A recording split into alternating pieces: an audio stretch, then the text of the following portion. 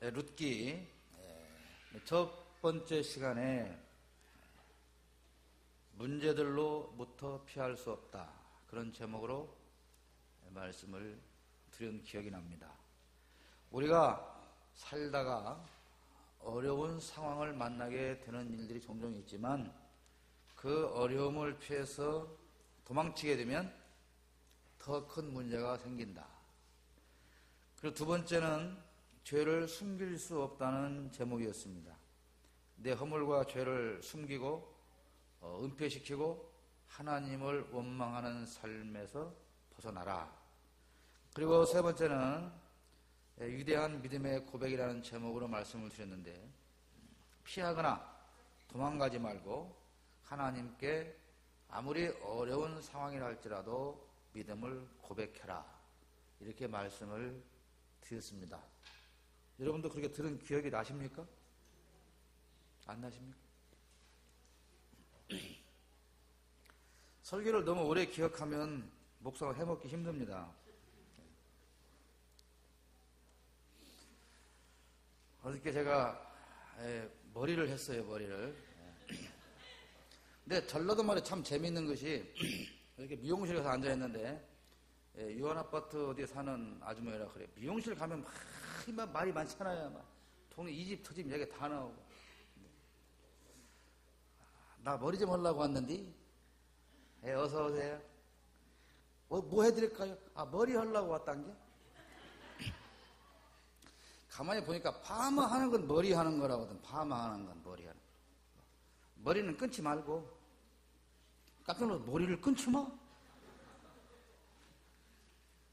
전라도 말이 참 재미있습니다. 저도 전라도 사람이지만. 저녁에 왔는데 집에 갔더니 저를 딱 보고 그래요. 영화배우 같다고.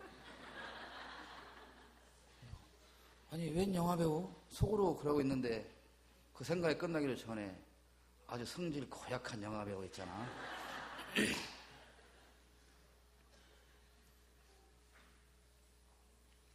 낮에 전화가 왔습니다. 파마 했냐고. 했다고. 그래서 뭘 물어봤을까요? 얼마 줬어? 자기에게 절대 하지 말라 그랬는데, 올라가면. 네.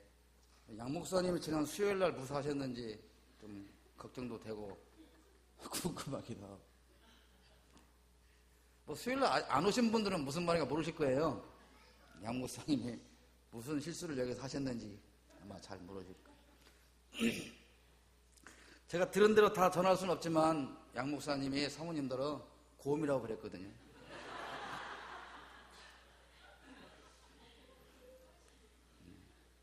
우리 전사님 사모님도 윤씨인데 어떻게 서로 다르냐고. 우리 담임 목사님도 양 목사님도 굉장히 전사님 부러워하시더라고요. 근데 저는 절대 안 부러워합니다. 저는 이렇게 닭살스럽게는 저는 못 삽니다. 저는 가려워서. 좀 웃겨드린 것은, 제가 웃기는 이야기를 하면 여러분들이 꼭 웃기는 이야기만 기억을 하셔서 웃기는 이야기를 잘 안 하려고 그래요. 어느 분이 어제도 그 성경 공부 이야기를 하시면서 성경 공부 들어봐 되게 재밌어. 얼마나 웃기는 줄 알아?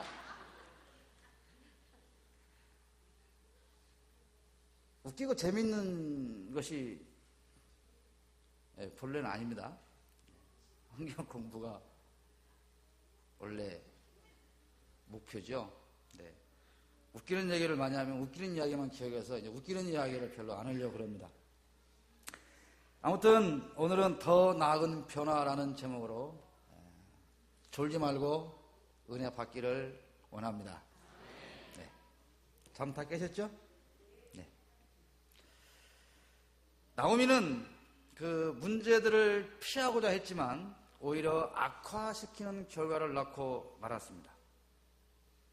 그럼에도 불구하고 나오미는 자신의 불순종을 은폐시키려 했고, 그리고 베들레헴에 돌아온 나오미는 하나님을 탓하고 원망하는 그런 괴로운 여인이었습니다. 그러나 중요한 것은 이렇게 실패하고 은폐하고 불순종하고 그래서 그 결과로 괴로운 처지에 있는 그 나오미였지만 하나님께서는 그 나오미를 회복시키시기 위한 계획을 가지고 계셨다는 사실이 중요합니다. 우리가 이만큼 하고 사는 것은 우리가 하나님으로부터 이만큼 복을 받을 짓을 해서 이만큼 사는 것은 결코 아니라는 말에 여러분 동의하십니까? 네. 우리가 한 싸가지를 봐서는 이만큼은 고사하고 노숙자라도 하면 다행이지. 우리가 잘해서 하나님이 우리에게 복을 주시고 우리가 하나님 마음에 들게 사는 만큼 하나님은 또 그만큼 다 계산해가지고 두드려서 그게 맡겨주시고 그러시는 것이 아닙니다. 우리는 늘 하나님을 탓하고 원망하고 불순종하고 거역하고 그리고 죄를 짓고 그리고 또 실패를 하지만 하나님은 우리의 허물을 보시지 않고 여전히 우리의 삶을 회복시키기를 원하고 계신다는 사실입니다. 하나님께서는 이렇게 나오미를 회복시키기 위한 그 일의 도구로서 룻을 사용하셨습니다.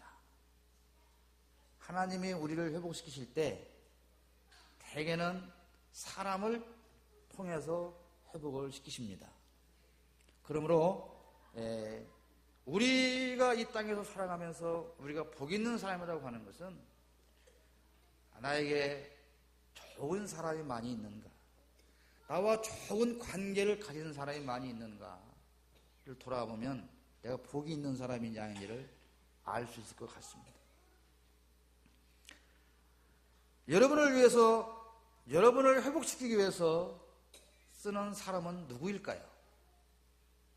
혹시 그런 분이 여러분 계십니까? 여러분의 삶을 회복시키기 위해서, 여러분의 삶을 변화시키기 위해서 하나님이 예비하신 분은 혹시 누구일까요? 반면에 또 어떠한 다른 사람을 위해서 나는 어떻게 사용되고 있을까요? 누군가의 삶에, 그 사람이 변화되어지는 그 삶에 내가 하나님의 도구로서 쓰임 받을 수 있기를 축복합니다. 그런 분이 되시기를 바랍니다. 하나님은 비록 어린 신자였지만 룻을 사용하셨습니다. 그래서 룻기의 분위기는 2장에서 극적으로 변화되는데 그것은 바로 룻의 믿음과 사랑으로 인해서 일어난 것입니다. 룻은 어린 신자였습니다. 시어머니 나오미와는 비교할 수 없이 아주 신앙의 연조가 짧은 그러한 사람이었습니다. 하나님은 신앙의 연조가 깊거나 직분이 중하다고 해서 꼭 그 사람을 쓰는 것은 아닙니다. 하나님께서 룻을 쓰신 것은 그녀의 믿음을 보았기 때문에 그렇습니다. 우리가 쓰임받을 만한 믿음을 가지고 있는가 하는 것은 대단히 중요하다고 생각을 합니다. 더 나은 변화라고 그랬는데 첫 번째는 불신앙에서 믿음으로의 변화입니다. 룻이 이삭을 줍겠다고 한 것은 그녀가 하나님의 말씀을 알고 있었기 때문입니다. 레위기 19장 9절에 보면 이런 말씀이 있습니다. 너희가 너희의 땅에서 곡식을 거둘 때에 너는 밭 모퉁이까지 다 거두지 말고 내 떨어진 이삭도 줍지 말며 내 포도원의 열매를 다 따지 말며 내 포도원에 떨어진 열매도 줍지 말고 가난한 사람과 거류민을 위하여 버려두라. 나는 너희의 하나님 여호와이니라. 가난한 사람은 수확이 끝난 밭에서 이삭을 주울 권리가 있었습니다. 룻은 가난한 손님으로서 자신의 권리를 행사하였고 그렇게 함으로써 하나님께서 인도하시고 돌볼 것을 믿었습니다. 2절 말씀 보면 내가 밭으로 가서 내가 누구에게 은혜를 입으면 그를 따라서 이삭을 줍겠나이다. 룻은 어디로 가야 좋을지 또 무엇을 얻게 될지 아무것도 몰랐습니다. 그러나 하나님의 말씀만을 믿고 그녀는 자신의 괴로움 속에서도 늙은 나오미를 생각하며 이삭을 주우러 밭으로 나아갔습니다. 근데 3절 말씀 보면 룻이 가서 베는 자를 따라 밭에서 이삭을 줍는데 우연히 엘리멜렉의 친족 보아스에게 속한 밭에 이르렀더라. 룻은 그 밭이 누구의 밭인지도 몰랐고 그 밭의 주인이 누군지도 몰랐고 그저 가난한 자로서 주어진 최소한의 권리를 행사하기 위해서 밭으로 갔는데 하나님은 마침 그 밭으로 룻을 인도하였다고 하는 것입니다. 그것이 바로 하나님의 섭리인 줄로 믿습니다. 우리는 우리 입장에서 보면 우연히 간 것 같고 우리 입장에서 보면 우연히 만난 사람 같은데 그것은 철저하게 하나님의 계획 속에서 나를 변화시키려는, 나를 회복시키려는 하나님의 은혜라고 하는 것입니다. 교회를 찾아다니다가 우연히 남성교회로 왔는데 거기서 정말 좋은 훌륭한 목사님을 만나서 메시지를 듣게 되었더라고 하는 것은 우연이냐? 아니라는 것입니다. 하나님의 섭리가 함께 하신 것으로 믿습니다. 불신앙에서 믿음으로 변화가 된다는 것은 믿음이 있는 행동으로 옮기라는 뜻입니다. 믿지 못하는 사람은 행동하지 않습니다. 믿을 것이 없는데 무엇을 하겠습니까? 그러나 믿음이 있는 사람은 행동으로 옮기게 됩니다. 여러분, 신앙은 행동입니다. 믿습니까? 신앙은 이론이 아닙니다. 신앙은 학문이 아닙니다. 신앙은 행동입니다. 어떤 행동입니까? 룻은 첫째 밭으로 나아갔습니다. 교회로 나아가야 한다는 뜻입니다. 우리가 침체되어 있을 때, 우리가 가라앉아 있을 때, 우리가 문제가 생겼을 때, 우리의 상황이 꼬였을 때 앉아있지 말고 일어나서 행동으로 옮겨야 되는데 어떤 행동이냐? 교회로 나아가라는 것입니다. 왜 교회로 가야 할까요? 왜 밭으로 가야 할까요? 밭으로 가야 이삭이 있기 때문에 그렇습니다. 왜 교회로 가야 할까요? 교회로 가야 하나님의 말씀이 있기 때문에 그렇습니다. 할렐루야. 곡식은 말씀입니다. 말씀의 밭, 교회로 가야 됩니다.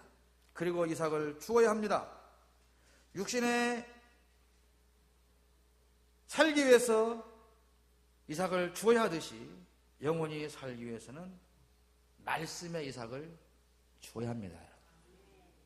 목사님이 주일날 주시는 메시지를 여러분 다 기억하십니까?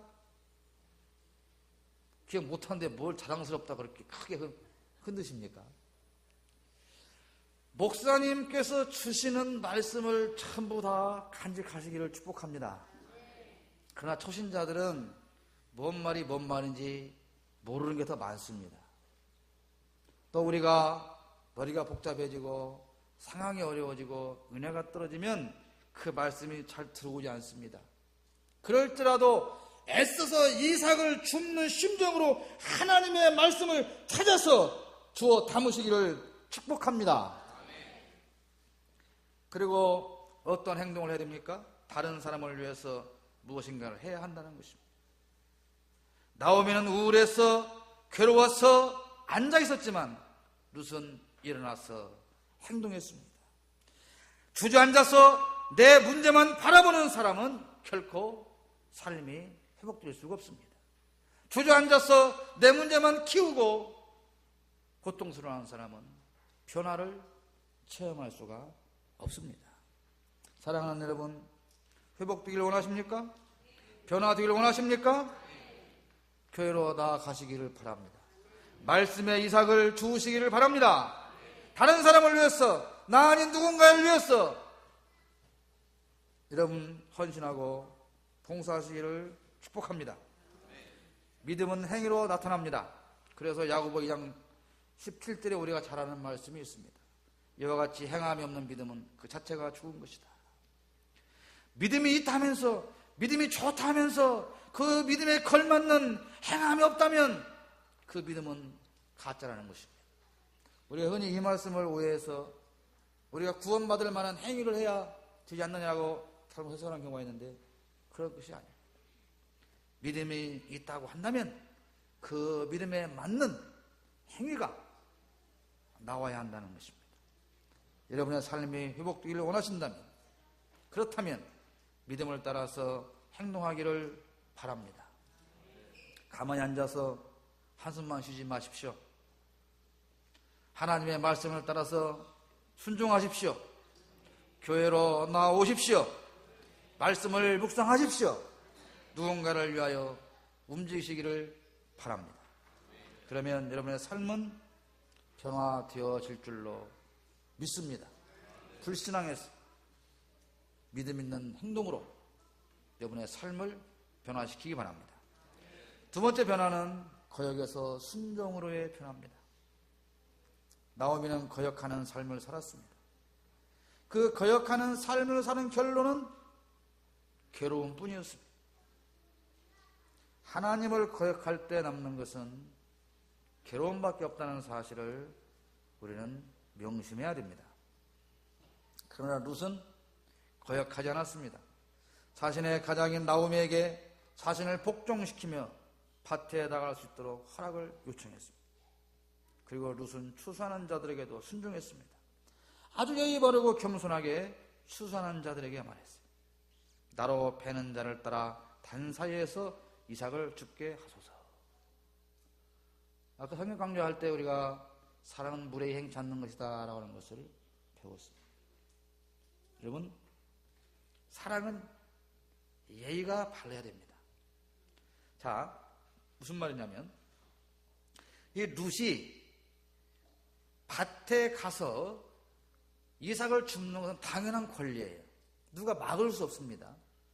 그래서 이 룻이 지금 어쩔 수 없어서 먹고 살아야 되니까 내가 이 젊은 나이에 이 아름다운 미모를 가지고 의국에서 왔는데 내가 지금 이 홀 시어머니를 위해서 이삭이나 주스러 가야 되냐고 몸빼를 입고 불퉁거리면서 밭을 나갔어요. 이삭을 주러 갔습니다. 이삭을 주러 다니는데 일하는 사람들이 거추장스러우니까 당신은 누구냐고, 왜 이것을 줍냐고 물었을 때 룻이 그래서 곡식을 줍는 것은 내가 당연한 권리인데 왜 당신들이 잔소리가 많으냐고 이런 식으로 대했다면 룻은 사랑받지 못했을 것입니다. 중요한 것은 여러분, 당연한 권리일수록 요구할 때 청중하고 겸손해야 될 필요가 있다고 하는 것입니다. 당연한 것이죠. 내가 갖는 것이 당연한 것이지만 그럴 때일수록 더욱더 정중하게, 더욱더 겸손하게, 그것이 성도의 자세요, 성도의 덕이 아닌가 그렇게 생각을 합니다. 룻은 밭의 주인 보아스에게도 순종했습니다. 처음에는 보아스가 누군지도 잘 몰랐습니다. 나중에 알게 되었지만 그녀는 여전히 그에게 순종을 했습니다. 세 가지 순종이 나오는데 첫 번째는 나오미에게 순종. 그것은 교회에 대한 순종을 의미합니다. 사랑하는 성도 여러분, 교회가 결정하고 당회가 결정하고 그래서 지시하는 모든 일에 순종하는 삶을 사시기를 축복합니다. 그렇게 하실 때, 순종하실 때 성도 여러분의 삶도 변화될 줄로 믿습니다. 교회에서 결정된 거, 이미 다 공포된 거, 저에서 불평하고 원망하고 짜증내고 그래봤자 나만 속상합니다. 달라지는 거 없습니다. 은혜 안 됩니다. 복이 안 됩니다. 여러분, 교회에 순종하시기를 축복합니다. 두 번째는 추수꾼들에게 순종해. 추수꾼들에게도 순종을 했어요. 지도자들에게 순종을 해야 됩니다. 사랑하는 성도 여러분, 담임 목사님을 비롯한 교회의 영적 지도자들에게 순종하는 삶을 사시기를 축복합니다. 여러분 잘 순종하십니까? 순종하십니까? 뭘 순종해? 세상에 아침 낮예배 때 잘 좀 앞에 앉으라고 양 목사님하고 제가 사정하고 다녀도 한 달에 폴딱 째고 한 달에 폴딱 째고 3번 사정하면 겨우 한 자리 올라오고 왜 그렇게 의자 몇 개가 건너는 허리가 뭡니까? 이쪽, 특히 이쪽 권사님들. 그러고도 순종했다가 고개는 끄떡 참겠다. 앞에 앉으세요. 앞에가 금자리입니다. 따라서 해보세요. 앞자리는 금자리다. 앞자리는 금자리다. 뒷자리는 애들한테 주자.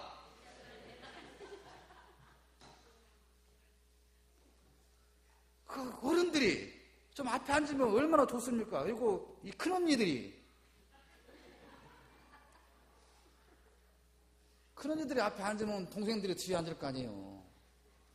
그냥 사정을 하고 책가방을 갖다 놔도 끝까지 와서 갖고 다시 돌아가고 그 자리에 뭐 붙었어요 도대체? 지극히 작은 것에서 여러분 순종하시기를 축복합니다. 작은 거에 못하면 큰 것은 죽어도 못하는 거예요. 죽었다 깨나도 못해요. 작은 거 못하면.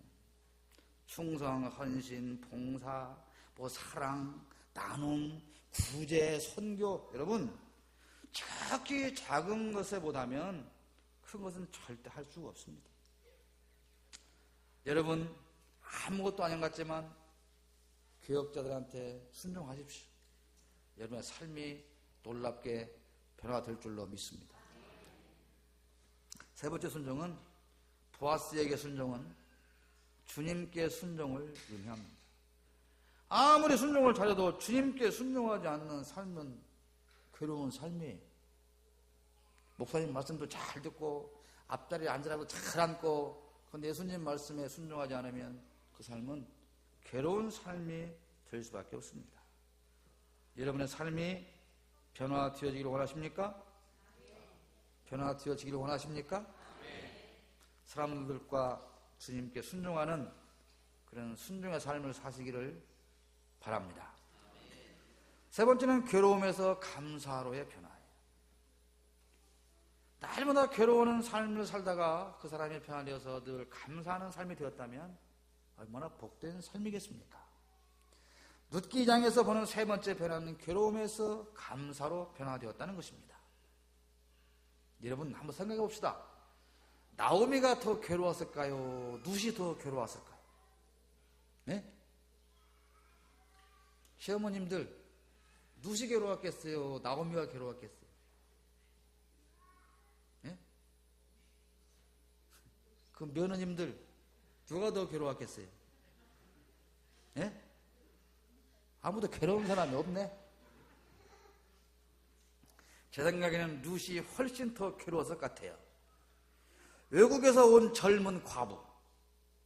요즘 우리 그 언론에 많이 나오지 않습니까? 뭐 다문화 가지고 해가지고 뭐 외국에서 그 어린 나이에 20살도 더 차이 나는 남자 하나 믿고 따라왔는데 애 하나 나갖고 뺏기고 이혼당하고 또 하나는 뭐 애 나누고 남자는 쫓겨나고 그 사는 그 삶을 우리가 많이 보는데 그것과 거의 그만 다름이 없는 외국에서 온 젊은 과부. 이방인이라고 하는 그런 시선, 가진 거 없는 빈손, 거기다가 부양해야 할 늙은 시어머니, 도움이라고는 하나도 안 되는 그런 늙은 시어머니를 둔 이 룻. 젊은 여러분들 사시겠습니까? 그런 삶 속에서? 며느님들 아마 힘드실 거라고 생각을 합니다. 그런 희망 없고 괴로움에 빠진 그러한 여인이었지만 그러나 이 룻은 괴로움에 빠져 앉아 있지 않고 하나님께 대한 믿음을 가졌고 순종하며 하나님을 의지했습니다. 어차피 시어머니 의지할 수 없습니다. 동네 사람들 의지할 거 없습니다. 가진 거 없습니다. 하나님밖에 의지할 것이 뭐가 있겠습니까? 룻은 하나님을 의지했습니다. 괴로움과 슬픔 속에서 자책하고 원망하고 남을 탓하고 그러지 않았습니다. 다 그때 그 베들레헴에서 왔다고 하는 그 인물 잘난 놈, 그놈 나한테 시집오라 했을 때 그때 내가 안 갔어야 되는데 눈이 삐어가지고 그때 결혼했더니 남자들하고는 다 죽어버리고 오늘날 내 팔자가 이게 뭐야? 이렇게 있었다면 그의 삶은 결코 변화될 수가 없었죠. 그러나 룻은 일어났습니다. 움직였습니다. 순종했습니다. 자족하며 감사하는 삶을 살았습니다, 여러분. 앉아 있을 수밖에 없는 상황에서 일어나는 것이 신앙입니다. 그냥 누워 있어야 할 수밖에 없는 상황에서 움직이는 것이 신앙입니다. 원망하고 탓하고 거역할 수밖에 없는 상황에서 순종하고 일어나는 것이 신앙입니다. 가진 것은 아무것도 없지만 자족하고 만족하고 감사할 수 있는 것이 신앙입니다. 10절 말씀은 그렇게 말씀하겠습니다. 오늘 안 읽었지만 룻이 엎드려 얼굴을 땅에 대고 절하며 그에게 이르되 나는 이방 여인이거늘 당신이 어찌하여 내게 은혜를 베푸시며 나를 돌보시나. 보아스에게 하는 말. 진정으로 감사하는 삶을 살기 위해서는 하나님을 신뢰하고 하나님을 순종하고 그리고 하나님과 복된 교제를 이루어야 합니다.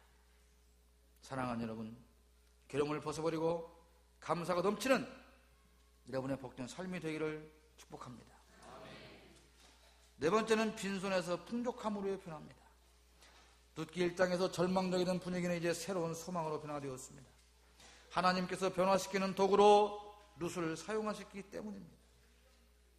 룻처럼 변화되어지기를 원하신다면, 룻처럼 사용되어지기를 원하신다면 그렇게 하나님께 순종하고 기도하시기를 바랍니다.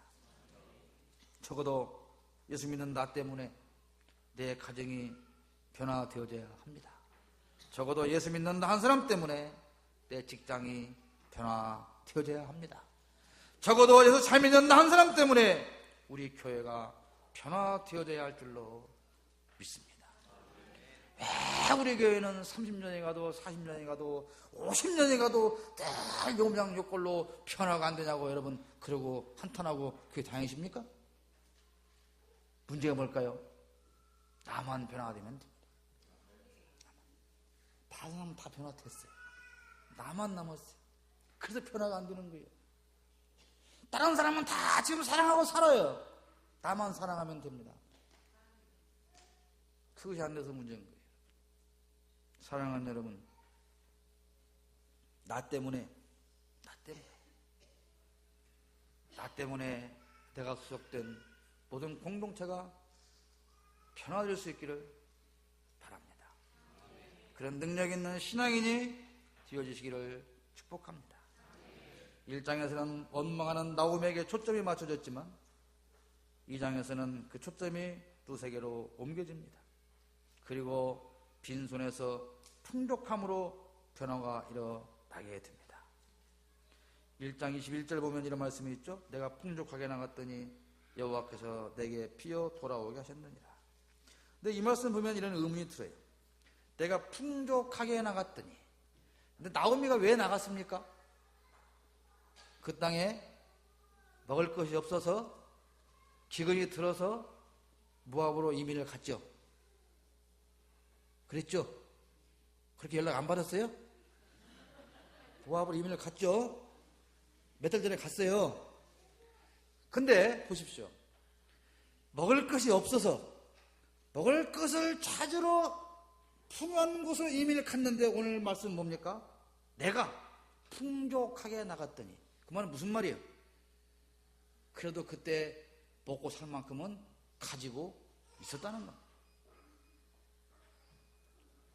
먹고 살 만큼은 가지고 있었는데 이거 다 떨어지고 이게 다 떨어지고 해야 되고 흉년이 들어있으니까 그때 그럼 그 다음에는 어떻게 할 거냐라고 하는 믿음이 없었던 거죠. 미리 포기하고 도망갔던 것을 말해요. 그게 우리의 모습이 아니냐 그 말이에요. 가지고 갈 때 이만큼이라도 가지고 갔는데 지금은 그나마도 한 푼도 없이 돌아왔다 그런 얘기죠. 아무튼 지금 나오미와 룻은 빈손입니다. 그러나 룻은 만족하는 삶이었어요. 룻이 가진 재산이란 뭡니까? 밭에서 주워온 이삭밖에 없습니다. 그러나 그는 만족하고 감사하는 삶을 삽니다. 하나님은 만족하는 사람에게 보상을 해 주십니다. 믿습니까? 네. 여러분 보상받기 원하십니까? 더 많은 것을 하나님으로부터 채우기를 원하십니까? 만족하는 삶을 배우시기를 바랍니다.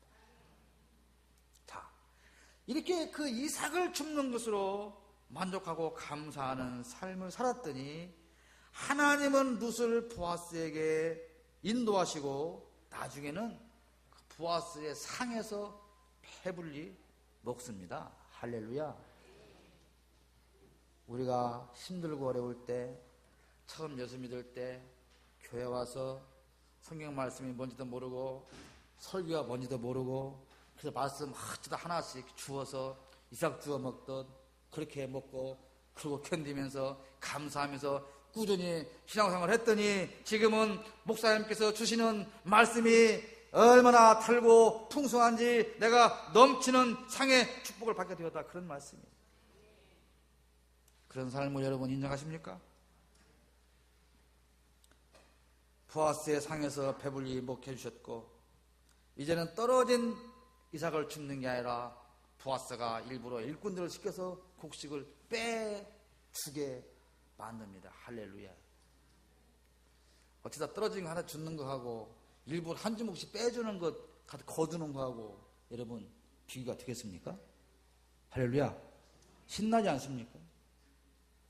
적어도 그런 변화가 예수 믿고 우리에게서 나타나야 되지 않겠냐 그러면.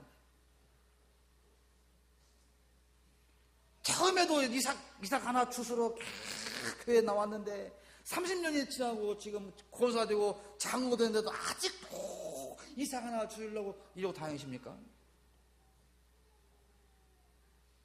주님께서 팡팡 보따리로 던져주는 것을 누리고 살아야 되지 않겠냐고.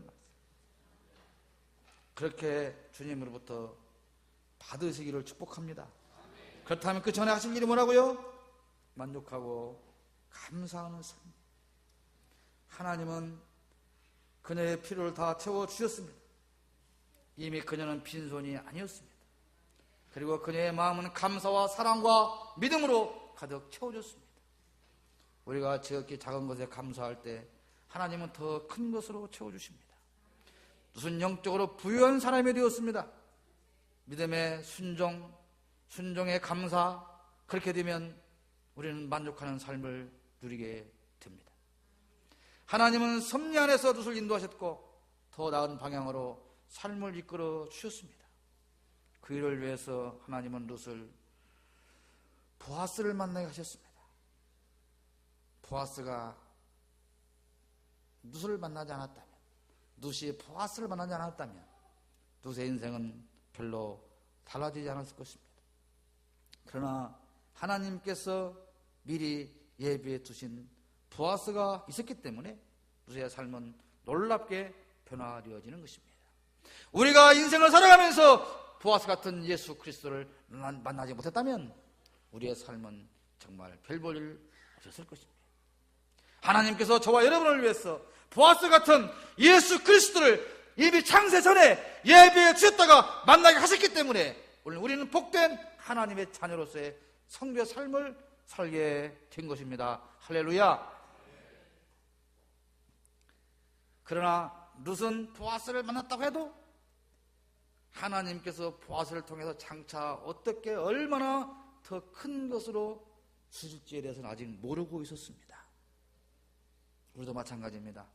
우리가 예수님을 만났지만 좋지만 앞으로 하나님께서 예수님을 통해서 우리에게 얼마나 더 큰 것으로 어떻게 채워주실지 아직 우리는 모릅니다. 여러분 기대하십시오.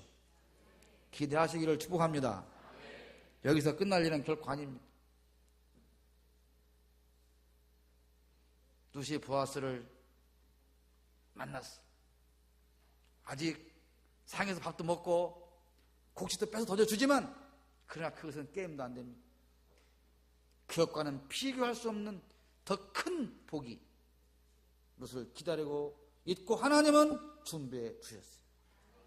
여러분도 똑같은 은혜와 복이 그렇게 넘치게 될 줄로 믿습니다.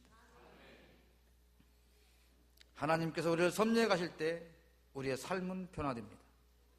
우리는 누처럼 아직 나를 세우신 하나님의 그 끈뜻을 다 알 수는 없지만, 그러나 확실한 것은 하나님께서 나를 위해서 예수 그리스도를 우리에게 보내주셨다는 것입니다.